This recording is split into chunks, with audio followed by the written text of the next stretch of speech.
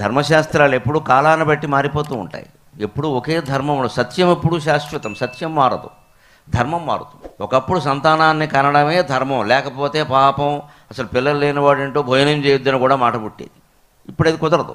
ఈ సూత్రాలు అపుత్రస్య గతిర్నాస్తి, సంతానమే చాలా ముఖ్యమని చెప్పిన రోజుల్లో దేశంలో 1 కోటి మంది కూడా లేరు. మరి కనకపోతే ఎలాగా? పైగా విచిత్రం ఏంటంటే అందరూ మహాజ్ఞానులు, యోగులు, శంకరాచార్య లాంటి వాళ్ళే ఉండేవారు. ఎవడు పెళ్లి చేసుకునేవాడు కాదు. నాకెందుకు ఈ సంతానం? మరి దేశం ఎలా పెరగాలి? బ్రహ్మదేవుడు సృష్టించింది పెరగడానికి కానీ ఆగిపోవడానికి కాదు కదా. అందుకని వాళ్ళే పుట్టిస్తారు ఇవన్నీ. ఇది పెరగాలంటే ఏదో మాయ చేయాలి కదా. అందుకని ఒకటి పెట్టండి సూత్రం, అపుత్రస్య గతిర్నాస్తి. మొత్తం ఆడపిల్లలు ఉంటే సరిపోతుంది, మగపిల్లాడు పుట్టే వరకు కంటూనే ఉంటాడు. ఇది ఈ రకరకాలన్నీ ఈ ఈ నిబంధనలు, పద్ధతులు, ఆచారాలన్నీ, ఈ నమ్మకాలన్నీ కాలాన్ని బట్టి మారిపోతాయి. అంచేది ఇప్పుడు పిల్లల్ని కండం అనేది, వంశాన్ని ఉద్ధరించడం అనేది అంత పెద్ద విషయం కాదు. ఇప్పుడు పెళ్లి చేసుకోవడం కూడా పెద్ద విషయం కాదు.